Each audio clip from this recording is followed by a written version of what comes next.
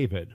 Now, I'll admit, this one I've never heard of until I began teaching queer theology. In 1 Samuel, King Saul chooses David to be his armor bearer and to attend to him in private with soothing music. David seems to earn this position by his beauty, his bravery, and his gentleness as a musician. Historically, warriors were often accompanied by younger male companions who share in the adventures and the dangers of their lovers. Similar accounts of love between older and younger warriors are found in later stories of classical Greece, flower warriors in Korea, and samurai love in Japan.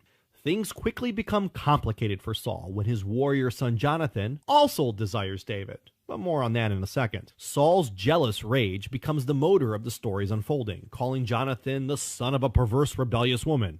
You know that's not what he said. And accusing him of uncovering the nakedness of his mother, a reference to Leviticus 18. By including this Levitical passage, the author is implying that Jonhatan being with David is equitable to Jonhatan sleeping with his father's wife. Following this uncomfortable dinner conversation, there are a number of occurrences where Saul seeks the death of his formerly beloved David, but during each of these occurrences, David seeks opportunities to demonstrate his own loyalty to his former lover. And ultimately, after his death, David sings a psalm of lament for both Saul and Jonhatan, referring to both men as beloved and lovely. Number 3, Jonhatan and David. Immediately after David's slaying of Goliath, Jonhatan becomes very impressed with the shepherd boy, with scripture indicating that the soul of Jonhatan was bound to the soul of David. Here, Saul's son forms a covenant with David. In doing this, Jonhatan fulfills the role that was usually reserved for the older party in a same-sex relationship. Jonhatan then takes off his clothes and hands them to David. In so doing, this has been interpreted as Jonhatan removing the signs of his authority, his manhood, and stripping to a submissive manner. This covenant is mentioned a total of 3 times, with chapter 23 even reflecting that it was made before the Lord. When Saul's jealousy becomes wrathful, it is Jonhatan who seeks to protect David from his father's murderous passion. Meeting in secret, Jonhatan expresses his undying love for David, with a lot of kissing. You shouldn't kiss me like this, unless you mean it like that. After Saul and Jonhatan perish in a battle against the Philistines, David, as already stated, mourns for both of his lovers, but with a greater emphasis placed on the love for Jonhatan. Your love to me was wonderful, passing the love of women. David then continued to demonstrate his love for Jonhatan by taking in Jonathan's orphaned son. Once upon a time, a small boy slew a giant and saved his people. The Bible says he went on to conquer Jerusalem and give the wandering Israelites a home. His son Solomon the Wise built them a temple, put the Ark of the Covenant in it, and filled their coffers with wealth. David and Solomon made Israel a nation. Were they historical figures or mere legends? After 3,000 years, can any trace of these biblical giants survive? From Israel to Egypt, from Syria to Jordan, follow the intriguing trail of evidence in search of the lost kings of Israel.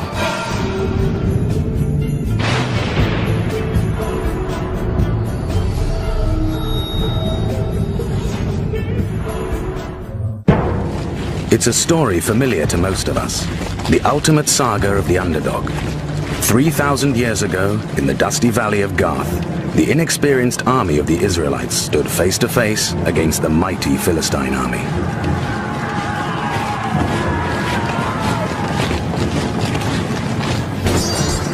For hundreds of years, the story of the Israelites had been one of sorrow and wandering, slavery and flight into wilderness. But that was about to change. The battle-hardened Philistine warriors were ready to wreak havoc. Their 10-foot champion, Goliath, called for a single combat to decide the battle. No one dared step forward, until a young boy took up his slingshot, a stone, and his courage, and fired. He stunned the giant. And when Goliath fell to the ground, David triumphantly cut off Goliath's head with his own sword. It was David who went on to conquer Jerusalem and give the Jews a home at last. 200 years of wandering and fighting since the Exodus were over.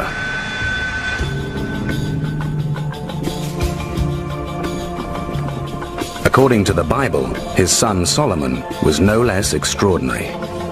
He famously showed his wisdom when two mothers appeared before him, each claiming the same baby as hers.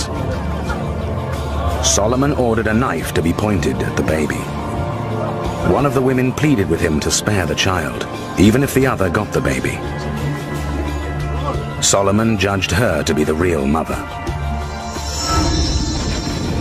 He strengthened his father's kingdom, built the legendary temple, and made it the centerpiece of the Jewish religion.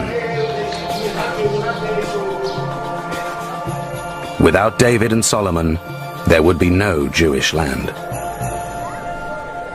David and Solomon are very important figures in Israelite history, especially David. He plays such an important role in the later traditions of Judah and Israel, and much later even Christian traditions. David is revered not just by the Jewish people. Jesus traces himself back to King David through his mother Mary, and Muslims revere David and Solomon as holy prophets. The legends of David and Solomon run like golden threads through the texts of three monotheistic religions. So the question of whether they lived or not is no small matter to millions of people today.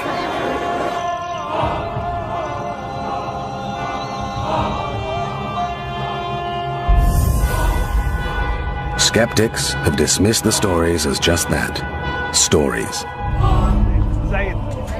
To begin an investigation into the reality of David and Solomon, one first has to know when exactly they might have lived. Fortunately, on this matter there is a great deal of scholarly consensus. If David and Solomon existed, it would have been in the 10th century BCE. This is something that every scholar agrees upon. Everything else they argue about. But when they lived, if they lived, it would have been the 10th century BCE. Archaeologists have been digging for more than 100 years in Jerusalem, searching for any solid evidence from the 10th century, however small, that David and Solomon actually existed. When we are asked, we archaeologists, what have we found from the 10th century BC, that is the days of David and Solomon in Jerusalem, have to be honest, very, very little. But lack of physical evidence is not proof that David and Solomon were merely mythological figures. One of the reasons why archaeologists have come up empty-handed is because this ancient city is the epicenter of one of the world's most brutal and long-standing land disputes. Any quest to seek out the past gets caught up in the politics of the present. But that's not the only problem. Jerusalem is one of the cradles of civilization, continuously occupied for thousands of years, raised and rebuilt many times. Can we really expect to find any clues to David and Solomon in a city that has had so many makeovers since their time? There is one place in this amazing city that has been relatively untouched, and it is underground. Here in the oldest part of the city, known as the City of David, archaeologist Ronnie Reich may have found an intriguing confirmation of a biblical story of David.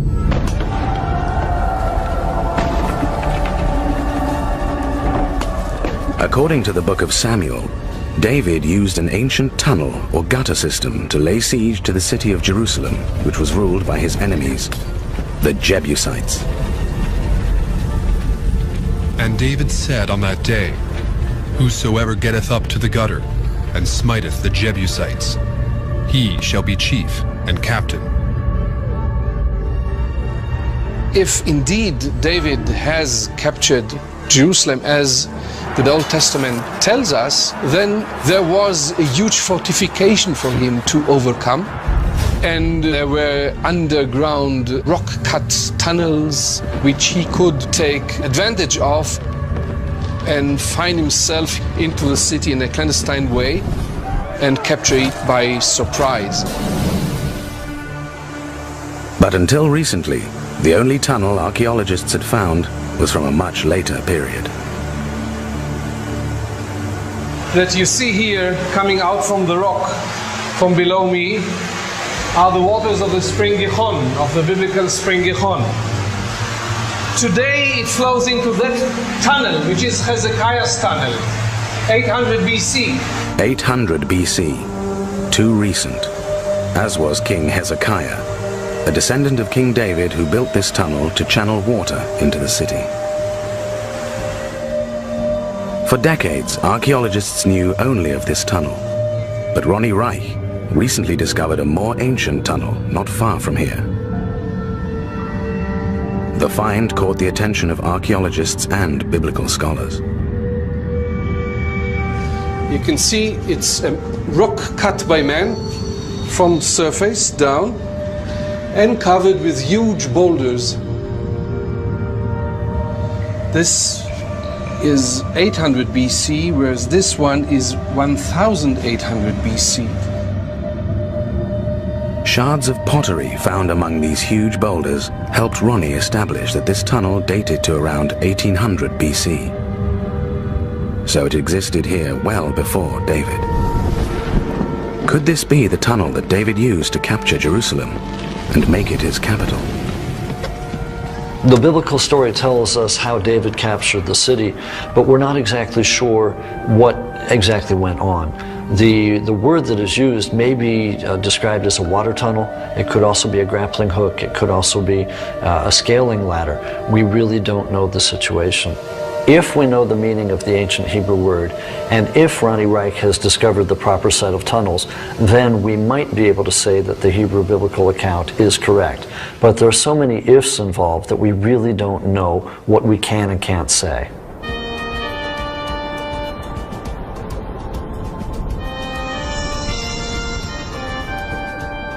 The search for David in his own city has revealed a tunnel that might tell us of his clever tactics, but little else about David himself. It turns out that the best evidence we have for David comes not from his city or his people, but from his arch enemies.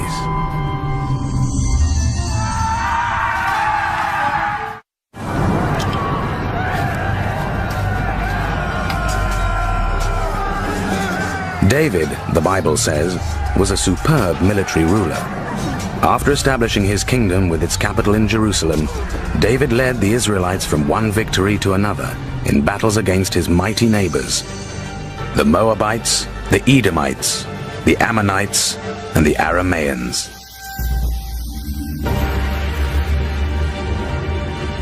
With this conquered land, he established the Davidic Empire that extended over both sides of the Jordan River as far as the Mediterranean Sea, paving the way for his son Solomon to inherit a strong empire in which for the first time it was safe to build the Holy Temple and finally house the holiest of holy relics, the Ark of the Covenant.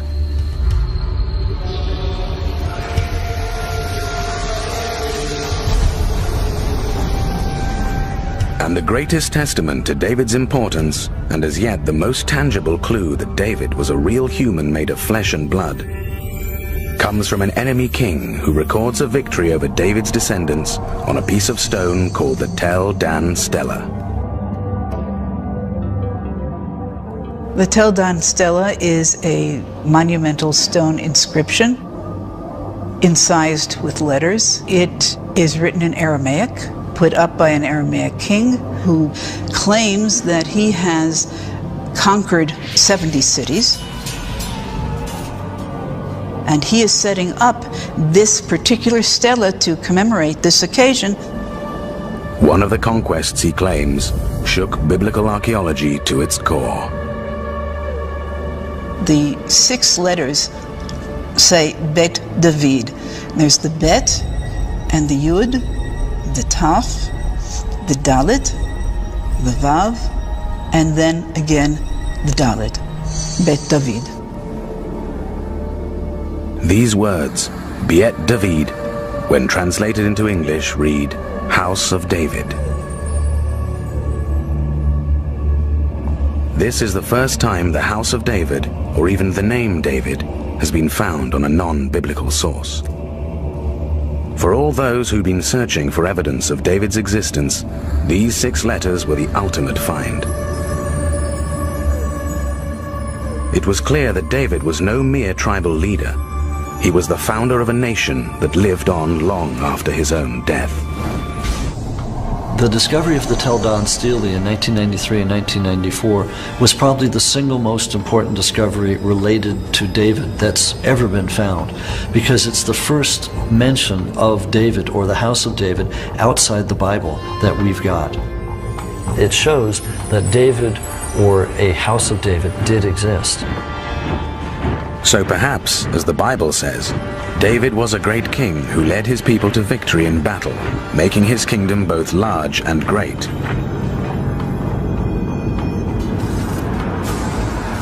Great enough that his descendants attracted the attention of an enemy king. More fragments of David's story can be put together from evidence left behind by his other enemies. And the Philistines, one of his biggest rivals, are proving to be a rich cache of information. In fact, David's first victory, even before he became king, was against the Philistine giant, Goliath of Gath. Based on both archaeological evidence and historical sources, archaeologists like Aaron Meyer have determined that this mound is the remains of the city of Gath. We're now standing on Tel Safi, which is a large ancient mound which is identified as Gath of the Philistine. Gath was one of the biggest of the Philistine cities, and the Bible mentions it specifically.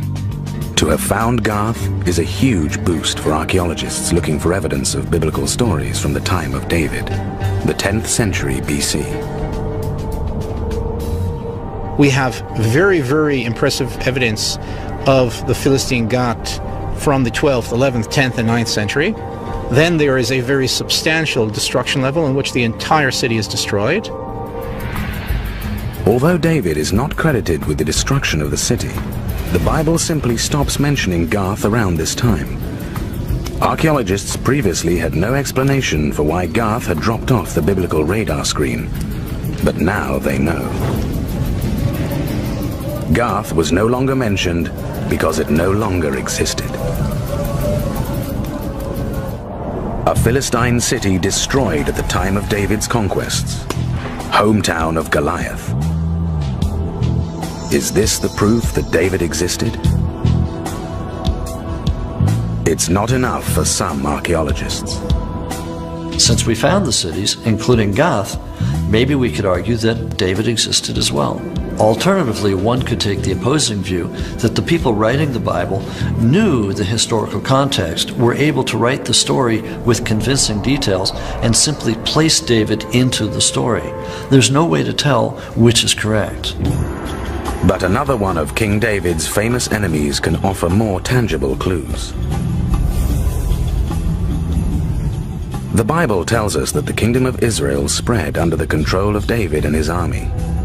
And one of his major military victories was over the powerful kingdom of Edom. And he put garrisons in Edom. Throughout all of Edom he put garrisons. And all they of Edom became David's servants. And the Lord preserved David whithersoever he went. Until recently, there was no evidence that the Edomites were anything but a band of nomads. And it was thought that biblical writers merely exaggerated their stature to magnify the greatness of David's victory over them.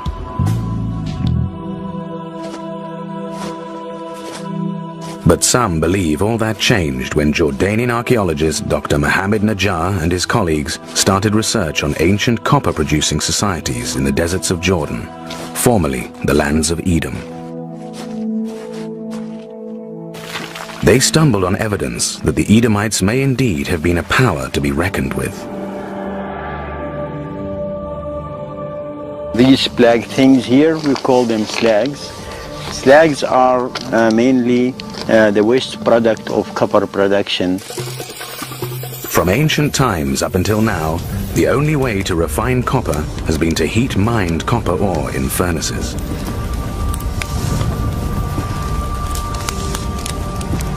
all that's left after the copper is extracted are these worthless black rocks. But they are an important clue to archaeologists. Judging by the amount of this black mineral dotted around the area, Najjar and his team realized that this kind of copper production must have been part of a centrally organized society.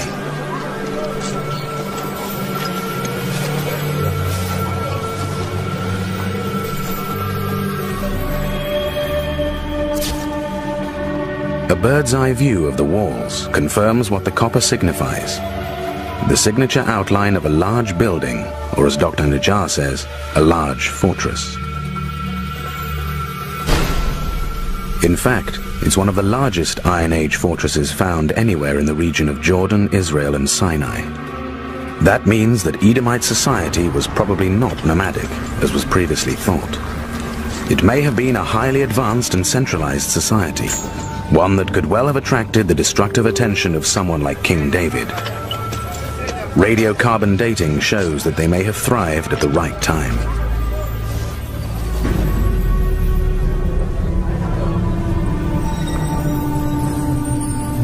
We proved that the Edomites existed. They were here in the 12th, 11th, 10th century and 9th century. And if this is true archaeologically, if this is scientifically proven, maybe that was true, that David was fighting with the Edomites in the area. But if David left his mark on Edom, we have yet to find it. As Dr. Najjar and his team continue to excavate here, maybe something in this rubble will shake the world of biblical archaeology and provide that proverbial smoking gun of David's true power.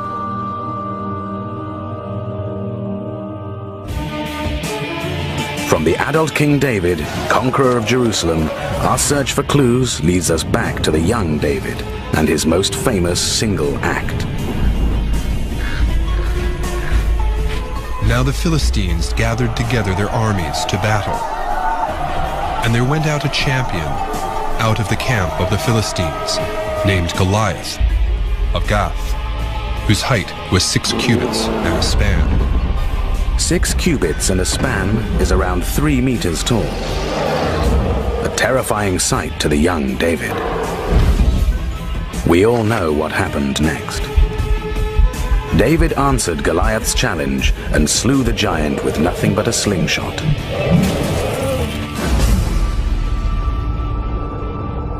For centuries, the story of a puny boy who stood up to a bully has captivated us.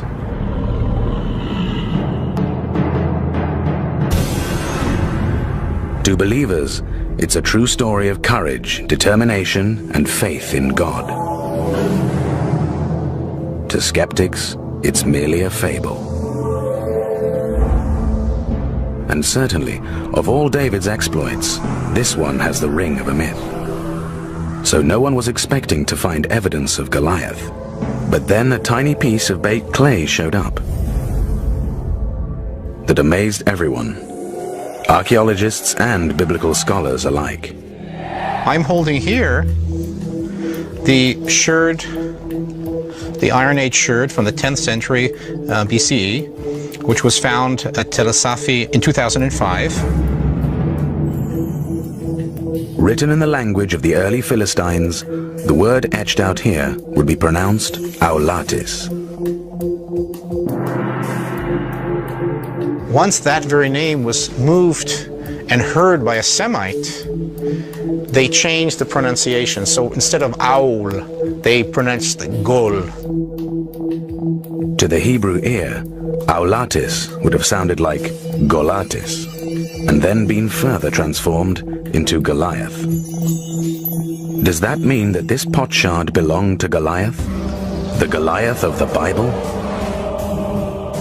It probably didn't belong to Goliath himself, because the shard dates to a time period slightly after he was supposed to have lived. But what it does tell archaeologists is that there were Philistines in Gath around and after the time of David, and at least one of them called himself Goliath. We have here a very nice example in which we can show that in 10th century Philistine Gath, the people who lived there, the Philistines, used names similar to the name Goliath. I think we can extrapolate from that the biblical text describing David and Goliath seems to retain a very, very strong historical kernel of the early Philistine cultural realia. That means that this story is based on real events, real people, real historical background. But for some scholars, there's an awful lot that's wrong about the Goliath of the Bible. We cannot read this story as really a simplistic historical testimony for David in the 10th century BC. Take the armor of Goliath in the story, described in details. He had a helmet of bronze on his head, and he was armed with a coat of mail, and the weight of the coat was 5,000 shekels of bronze. And he had greaves of bronze upon his legs, and a javelin of bronze slung between his shoulders. And the shaft of his spear was like a weaver's beam, and his spear's head weighed 600 shekels of iron. It turns out that the clothes Goliath is described as wearing are anachronistic. They didn't exist at the time. Neighboring Egyptians had encountered the Philistines as well, and their records show the Philistines in what are now considered more accurate clothes for the time.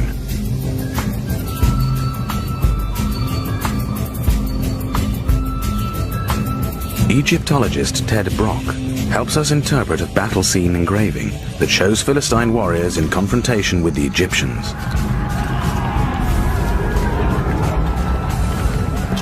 The vivid battle scene, with soldiers on boats, fighting and dying, shows what the Philistines were wearing at the time.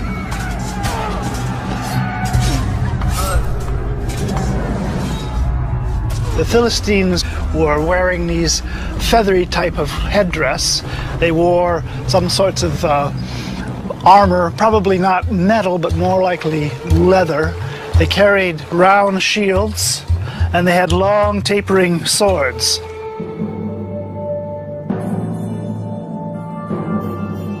Goliath, in fact, is described not as a 10th century or 11th or 12th century BC soldier, but as a heavy Greek soldiers of the 7th to 5th centuries BC. Why is Goliath's outfit about 300 years ahead of its time?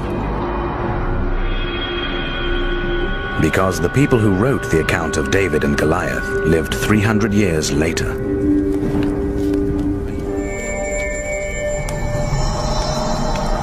A shard from just after the time of David indicates that there could have been Philistines named Goliath. But the clothing described in the Bible seems to be totally wrong. And what of David himself? Could his details have been similarly retrofitted to make him appear larger than life? And what about the exploits of his famous son, Solomon? Did he really build the first temple?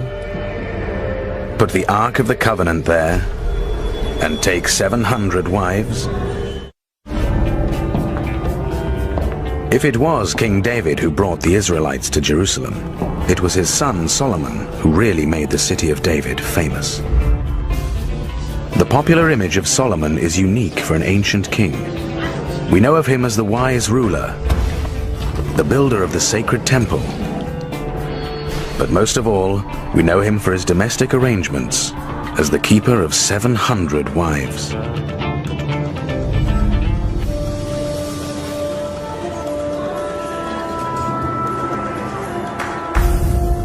Solomon is synonymous with peace, wisdom, wealth, and grandeur. The Bible tells us he built a temple in Jerusalem and filled it with treasures, covering the inner sanctum and the altar with pure gold. His palace was filled with gold relics, and his throne inlaid with ivory. He was greater in riches and wisdom than all the other kings of the earth. But where are these treasures now? Where are the ruins of his spectacular temple? We have to admit that there is a sort of contradiction between the biblical account of these two kings and their activities, especially Solomon building so nicely described palaces, the temple itself, etc. And on the other side, we don't have these houses or these palaces found at all. We don't even have the garbage of these palaces. And for palaces, you are looking for objects of prestige. So there's a contradiction between what is written and between what is found. Did King Solomon and his empire really not leave behind any archaeological footprint? Archaeologically, whether King Solomon existed. To be fair with you, the answer, if we are strictly speaking about archaeology, the answer should be negative. But here in Jerusalem, the faithful believe that Solomon built the first temple, and that it was razed, and then built again, and destroyed again. These people anxiously await the time when the third incarnation of the original temple can be built. Inconveniently, where the beautiful Islamic mosque now stands. The temple, more than anything, is Solomon's most lasting legacy, in faith at least. But what about cold, hard stone? The Book of Kings is replete with details of this temple. Dressed masonry with interlaced cedar beams, quarry-dressed stones, elaborate columns, rooms with carved olive wood cherubs, and an inner sanctum made of pure gold. So we are left with a very full biblical description of a glorious temple, but no physical temple on earth in Jerusalem or even nearby.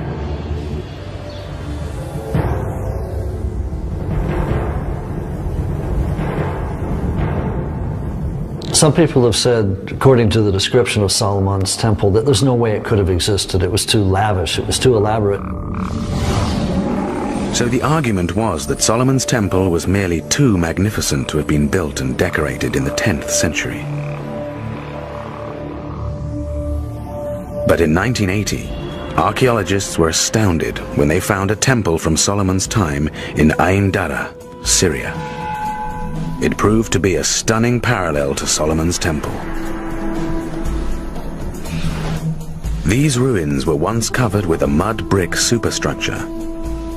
Though that is now lost, the facade and interior walls are carved with hundreds of reliefs depicting lions, cherubs, mythical creatures, and ornate geometric designs, just as the Bible says.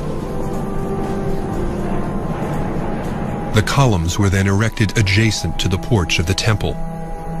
One to the right, called Jachin, and the other to the left, called Boaz. Like Solomon's temple, the Ain Dara temple was approached by a courtyard paved with flagstones. And only the bases of the two columns that would have held up the roof of the portico still stand. What we find is a temple that matches both in ornamentation and in design. We find that there are over 33 features that they share in common.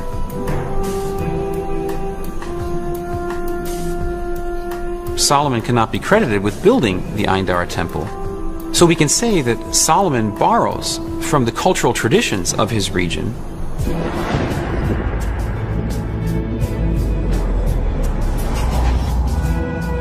But the Temple of Solomon is not an outlandish creation of some author's imagination, but actually a temple that fits very nicely within an existing typology that has ornamentation and that even has a level of wealth that would be very befitting of a typical ancient Near Eastern kingdom from this period.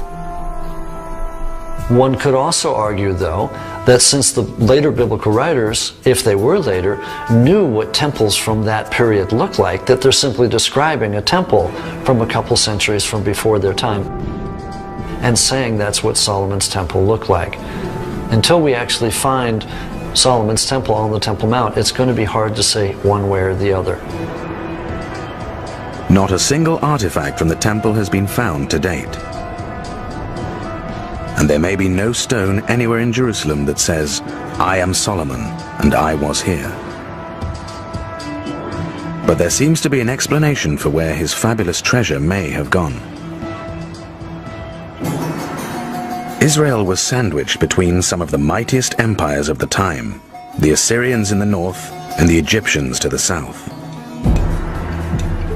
Several Egyptian pharaohs who marched north into Israel recorded their victories in stone.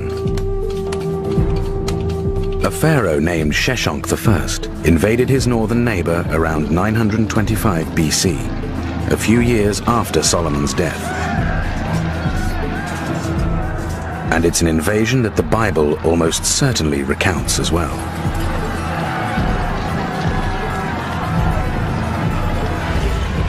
Egyptologist Ted Brock takes us to the famous engraving that records Sheshonq's version of the story. On the outside of the hypostyle hall at Karnak Temple, we have lots of war reliefs from different periods from Ramesses II down to what's of interest to us here, the triumphal scene of Sheshonq I. And it's of interest in particular because there is some possible correlation between what's commemorated here and description in the Bible. According to the Bible, an Egyptian pharaoh called Shishak invaded the Israelite kingdom. Historians and archaeologists agree that Shishak is the Hebrew name for Sheshonq.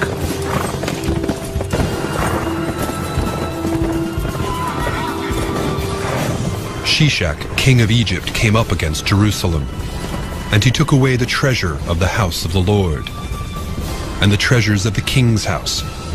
He took everything. He also carried away the gold shields which Solomon had made. The puzzling thing about the relief is there's no mention of Jerusalem among the many cities Sheshonq conquered, but the Bible describes him ransacking the holy city and looting the treasure of Solomon.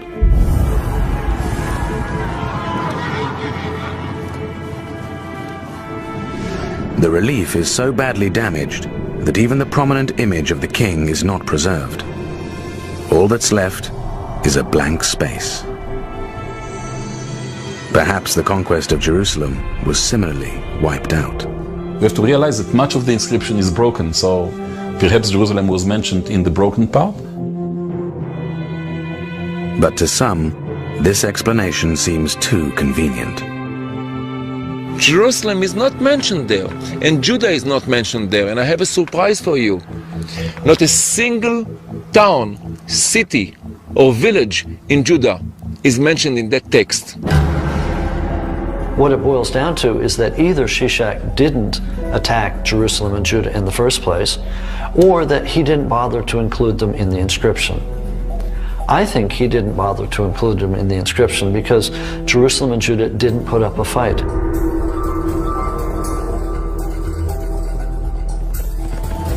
Fight or no fight, at least we have a plausible explanation for the missing treasure. Shishak took it. But the Pharaoh records other Israelite cities he invaded. Some of these cities, the Bible tells us, belonged to Solomon. Three of the cities that are mentioned here were excavated, and that is Hatzor in Upper Galilee, Megiddo, and Gezer, which is northwest of Jerusalem. Is there evidence for Solomon in these cities? Luckily for us, Megiddo is an archaeologist's paradise, a mound that has layer upon layer of ancient cities stretching back some 6,000 years.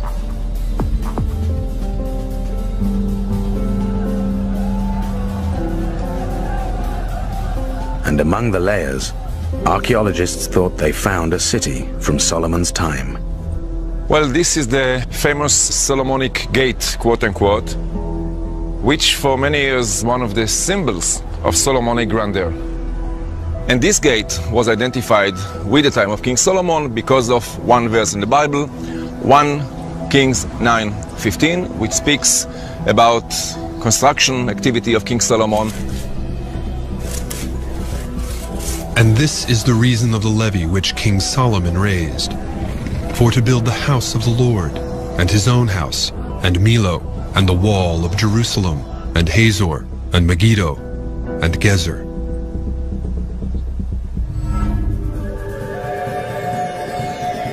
During his reign, Solomon is supposed to have built these sturdy six-chambered gates with a passage between them.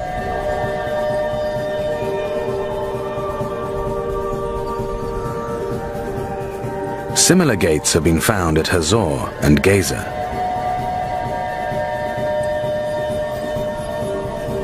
But the dating of these doesn't seem to match Solomon's gates from the Bible. Few archaeologists, in my opinion, still believe that this is a Solomonic gate. As far as I can judge, most archaeologists today would not take it as a 10th century gate. These gates, and the imperial grandeur that they once denoted, almost certainly belonged to Solomon's successors. But are there other layers of civilization in these rich ruins that could belong to the time of Solomon? There is one more place in Megiddo that experts will look for the great king before returning to his Jerusalem.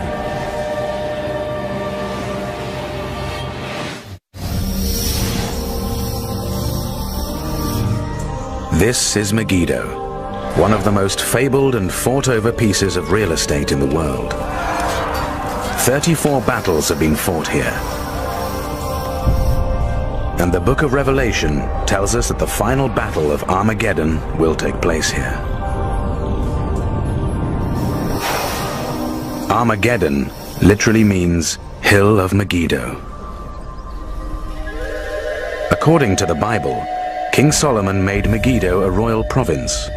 But since the city was occupied well before that, archaeologists have discovered multiple levels of civilization here, making it difficult to find traces of Solomon himself. But one verse in the Bible about Solomon's obsession with horses gave archaeologists hope.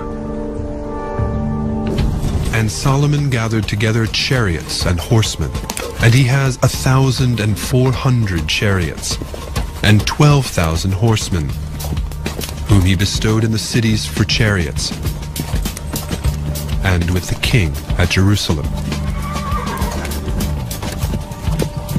The Bible tells us that Solomon built several types of cities, and among them, he says, Arei Rechev, that means cities for the chariots. If Solomon had so many chariots, he'd have had immense stables to house the horses. Stables whose remains might still exist. And indeed, excavators did find stables. Many stables. The stables at Megiddo were excavated in the 1920s by the team from the University of Chicago, one of the biggest excavations ever undertaken in the land of Israel.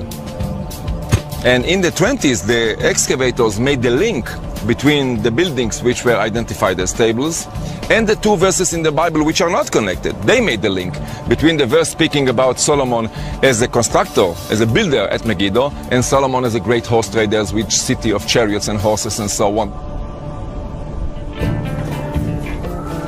Deborah Cantrell is an archaeologist as well as a horse trader who has worked extensively in Megiddo. She draws parallels between an ancient horse training facility and a modern one in the United States. This is a training stable, and I believe Megiddo was a training stable because these are performance horses, that they're athletes and they're required to perform every day and learn their job and learn their duty. And at Megiddo, for chariot horses, their duty was to carry the king or to carry the army officers or to fight in battle. Like its modern equivalent, the stables in Megiddo open directly into the training facility. One of the most important things about horse training is keeping the horse enclosed. And the training that is put into these animals made them so valuable. Trained chariot horses were the single most expensive commodity in the ancient Near East for over 1,000 years. Practical evidence like the comparison of the Megiddo structures with modern stables has convinced most archaeologists that these were stables. I think that the accumulating evidence show that these are indeed stables. They may be stables, but were they Solomon's? And when we dig a place like Megiddo, we have more than 20 cities like this, one on top of the other. And the question is, which one of those cities can be attributed to a certain century, to a certain king or a ruler? In our particular subject that we discuss now, the question is, which level at Megiddo can be dated to the time of Solomon, which to the time of his successor? Even if we know that they are stables, or even if we think that they are, we still don't know who built them. Yes, it might have been Solomon, but it could just as easily have been any one of a number of kings that followed him. So around the Holy Land, and in the inscriptions of his enemies, we see an elusive shadow of the great Solomon, but no hard evidence. But another ruin in Jerusalem has been sparking interest among archaeologists and biblical scholars looking for confirmation of Solomon's building activities.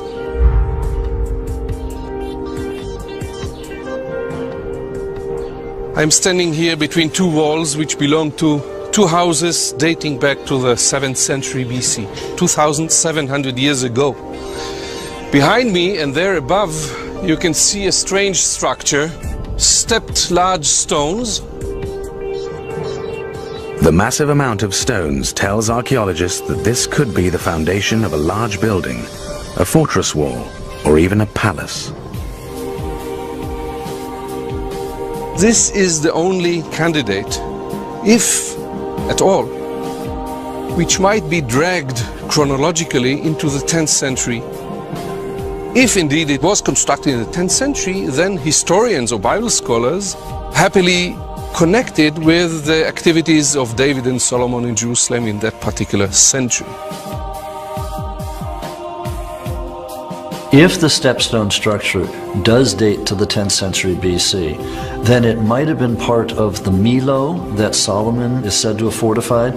Again, we just don't know what the stepstone structure was. There's no sign saying what it was.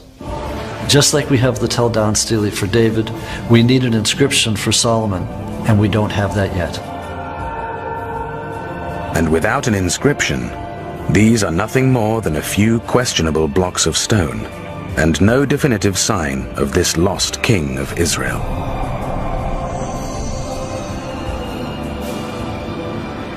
David, slayer of Goliath, conqueror of Jerusalem, and father of a line leading to Jesus. Solomon, builder of the first temple, wise beyond words. In Islam, these two are considered prophets as well as kings. They exist in the pages of the holy texts. Will we ever find any direct archaeological evidence for their existence? When we deal with archaeological data and with reconstruction of ancient texts, we are more often than not dealing with probabilities and not proof. The archaeologists, the scientists, are trying to ascertain exactly who they were, when they were, and how important they were.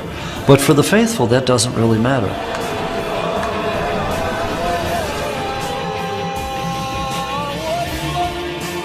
If they existed or not, it will not change history. I mean, their significance to history, their importance to history exists anyway. David and Solomon may be so far over the horizon of history that we will never know what they were. Great kings, tribal elders, or heroes compiled from stories handed down over the centuries. Evidence of their existence may not matter one way or another to the faithful now. But if it does turn up, it will matter to all.